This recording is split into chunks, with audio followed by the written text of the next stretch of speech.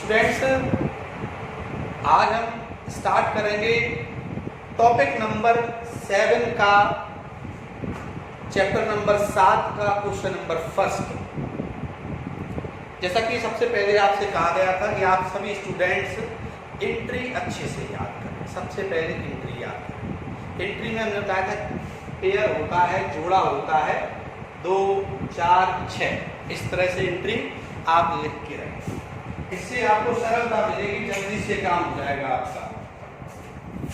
बस केवल एंट्रीज को हमें अच्छे से याद करना है और याद करने के बाद इनमें अमाउंट फिल करनी है।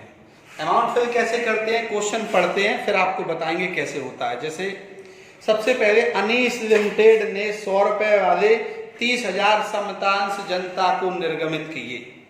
Anees limited issued 30,000 equity share of 100 rupees each. यानी अनीस लिमिटेड कंपनी हम है, हमारी कंपनी का नाम अनीस लिमिटेड है और हम अपनी कंपनी में कुछ पैसे इकट्ठे करना चाहते हैं थोड़े थोड़े सभी लोगों से, ताकि हमारे पास एक बड़ी अमाउंट इकट्ठी हुए से हम कैपिटल कहते हैं और उससे हम अपना बिजनेस शुरू कर दें। तो हम चाहते हैं कि 30,000 शेयर, बोर्ड पर ध्यान देना आप लोग, कितने शेयर हैं 30,000 और एक शेयर कितने का है 100 रुपए का है। तो ऐसे हम चाहते हैं हमारे पास पूरी कैपिटल कितनी इकट्ठी हो जाए, इस तरह से हमारे पास 30 लाख रुपीज इकट्ठे हो जाएंगे। हमारे पास कितने रुपए इकट्ठे हो जाएंगे, 30 लाख रुपए हमारे पास इकट्ठे हो जाएंगे। इसे हम कहते हैं कैपिटल। इससे हम अपना बिजनेस शुरू कर सकते हैं। शेयर मतलब छोटे छोटे हिस्सों में बटी हुई राशि। शेयर मतलब क्या होता है, ये 30 लाख रुपए के हमने 30 लाख रुपीज है, इस 30 लाख आए कहां से, हमने 30,000 हिस्सेदार शामिल किए। यानी कितने शेयर होल्डर को अपने साथ इन्वेस्ट करवाया, 30,000 लोगों ने इन्वेस्ट किया 100 रुपीज, तो एक बड़ा अमाउंट हमारे पास 30 लाख रुपए इकट्ठा हो गया। तो शेयर यानी कैपिटल का जो पार्ट होता है, हिस्सा होता है, उसे हम शेयर कहते हैं।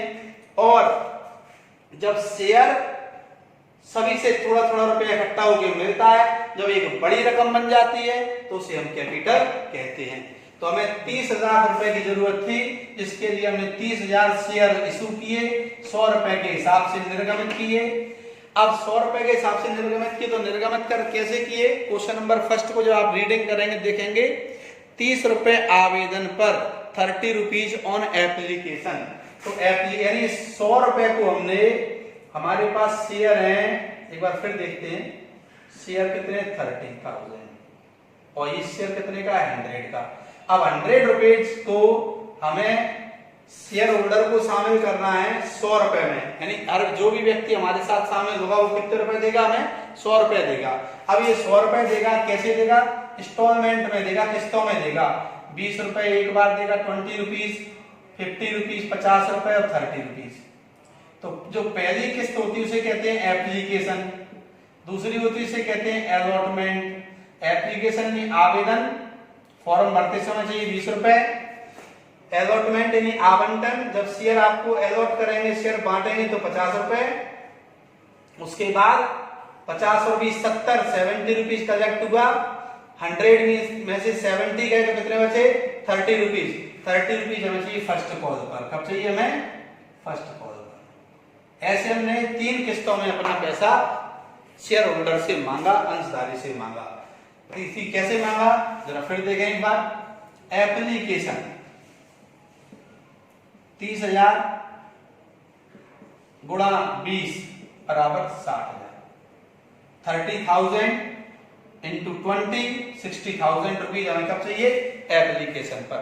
तो एप्लीकेशन पर जब अमाउंट रिसीव होती है तो क्या लिखते हैं हम, आवेदन की रकम प्राप्त होने पर bank account debit to share application account. इसमें आ गया यहाँ 60,000 60,000 60,000। कैसे आया, bank account debit to share application account being application money received. तो ये पहली किस्त जो है इसकी 2 एंट्री बनेंगी, पहली इंस्टॉलमेंट की, एप्लीकेशन की 2 बनेंगी। अब एप्लीकेशन का अमाउंट हम कैपिटल में ट्रांसफर कर रहे हैं, आवेदन की रकम को पूंजी खाते में हस्तांतरित कर रहे हैं। तो आवेदन एप्लीकेशन की अमाउंट कितनी है? 60,000 रुपए। इस 60,000 रुपए को हम कहां ट्रांसफर करेंगे? एप्लीकेशन को कैपिटल में। तो जो एप्लीकेशन का अमाउंट था वो हमने कहां ट्रांसफर किया? कैपिटल में। नीचे वाला नाम जो शेयर एप्लीकेशन था ऊपर आ गया। Share application account debit to share capital account being application money transfer to share capital account. ये इसका नरेशन होगा।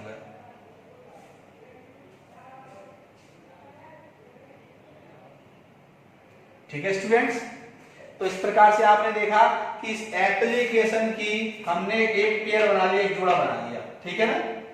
अब बारी आ गई एप्लीकेशन, हमारे कंपनी है, हम अपने आप को कंपनी माने। हमारे पास जब एप्लीकेशन का अमाउंट आ गया तो हमने सारे के सारे एप्लीकेशन फॉर्म चेक किए, सभी सही पाए गए। जब सही पाए गए तो हमने फिर उनसे क्या मांगा? अलॉटमेंट का अमाउंट। अब हम उनसे मांगेंगे, हम क्या मांग रहे हैं उनसे? अलॉटमेंट का अमाउंट। अलॉटमेंट पे कितने रुपए हैं? 50 रुपीज ऑन अलॉटमेंट। क्वेश्चन में देखें आप, आवंटन पर 50 रुपए हैं और प्रथम और अंतिम याचना पर 20 रुपए, फर्स्ट एंड फाइनल कॉल पर 20 है। ऐसे हमारे 100 पूरे होते हैं। तो अलॉटमेंट की बारी आ गई। Allotment 30,000 into 50 1,50,000। आवंटन पर 30,000 अंशों पर शेयर पर 50 रुपए के हिसाब से 1.5 लाख रुपए मांगे। मांगे क्यों? पहली बार हमें मांगने पड़ते हैं जब सूचना पहुंचती है, इंफॉर्मेशन पहुंचती है शेयर होल्डर के पास, तो उसके बाद वो हमें पैसे देता है, तो कंपनी को पैसा मिलता है, रिसिप्ट होता है। रिसिप्ट यानी प्राप्त और ड्यू मींस मांगना। तो इसके लिए क्या एंट्री बनेगी? तीसरे नंबर पर शेयर अलॉटमेंट अकाउंट डेबिट, आवंटन की राशि मांगने पर या दे होने पर on allotment money become due 1,50,000 1,50,000। To share capital account 1,50,000। Being allotment money become due. Due यानी कंपनी कह रही है कि हमारी अगली इंस्टॉलमेंट के पैसे आप पर बकाया है, आप हमारे शेयर होल्डर हुए हो, तो आप हमें वो पैसा दीजिए। इस बात की इंफॉर्मेशन हम आपको भेज रहे हैं। जैसे ही शेयर होल्डर के पास इंफॉर्मेशन पहुंचती है, इंफॉर्मेशन पहुंचने के बाद वो शेयर होल्डर कंपनी को पैसा देता है। तो अब हमें यानी कंपनी को पैसा मिल रहा है। जब कंपनी को पैसा आता है, मिलता है, तो उसे कहते हैं received. Bank account debit to share allotment account being allotment money received. ये एंट्री कब बनती है? जब आवंटन की राशि प्राप्त होती है तब। अगर आपको एंट्री अच्छे से याद है तो ऑटोमेटिक समझ में आएगा। तो प्राप्त होने पर एंट्री, रुपया कितना आएगा? वही 1,50,000। ऐसा क्यों? क्योंकि उतना ही अमाउंट हमने ड्यू किया था, बकाया किया था। जितना अमाउंट हमने मांगा था उतना अमाउंट हमें शेयर होल्डर से रिसीव्ड हो गया। तो ये 2 और 2 4 एंड 2 और 2 4 का ये जोड़ा है, 2 2 का जोड़ा है। अब हमारी आखिरी किस्त रह गई कितनी? 30 रुपए की, 30 रुपीज की। इसे हम कहते हैं कॉल। कॉल मीन्स होता है निवेदन करना, याचना करना।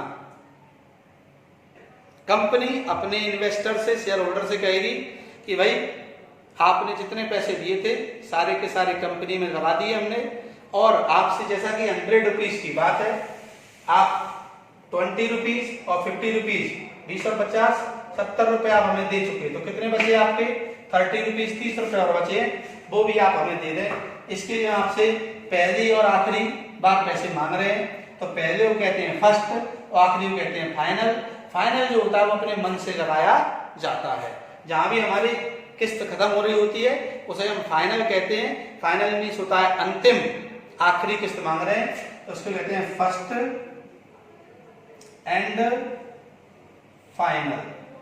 30,000 शेयर होल्डर है हमारे, और 30 रुपीज के अनुसार, 30 रुपए के अनुसार हमें 90,000 रुपए और चाहिए। एक बार हम मांगेंगे, सूचना भेजेंगे, मांगने को सूचना भेजने को कहते हैं ड्यू यानी बकाया, और जब हमारे पास पैसा आता है, कंपनी के पास आता है, तो कहते हैं उसे रिसीव्ड यानी प्राप्त होना। अब बारी आ गई हमारे शेयर फर्स्ट। आप याचना की राशि मांगने पर या दे होने पर, या यूं कहते हैं on first call amount due, मांग रहे हैं हम पैसे, तो जो फर्स्ट है वही फाइनल है। तो यहाँ कहेंगे शेयर फर्स्ट और अपने मन से एंड फाइनल जगह छोड़ी हुई थी हमने निकल, फर्स्ट एंड फाइनल, फाइनल यानी आखिरी किस्त, टू शेयर कैपिटल अकाउंट। कितने रुपए? 90,000 रुपए। 90,000 रुपए हमने मांगे। Being first share first and final call money due, due यानी बकाया है, मांग रहे हैं हम मीन्स कंपनी मांग रही, किससे मांग रही? शेयर होल्डर से मांग रही। कितने रुपए मांग रही? 90,000। जब शेयर होल्डर को इंफॉर्मेशन पहुंचेगी तो वो कंपनी को पैसे देगा। तो अब हमें यानी कंपनी को पैसे मिल रहे हैं, मिलने को जब पैसे प्राप्त होते हैं तो प्रथम याचना राशि प्राप्त होने पर यूं कहते हैं on first call money received होने पर क्या एंट्री बनती है? Bank account debit to share first and final call account, क्योंकि ये आखिरी किस्त है इसलिए इसमें फाइनल लगाएंगे हम। Bank account debit to share first and final call account debit. कितने रुपए मिलेंगे हमें? 90,000 रुपए प्राप्त हो गए। Being first and final call money received यानी प्राप्त हो गए हमें 90,000। इस तरह से हमारा क्वेश्चन कंप्लीट होता है और कंप्लीट होने के बाद हम उसका टोटल लगा देते हैं।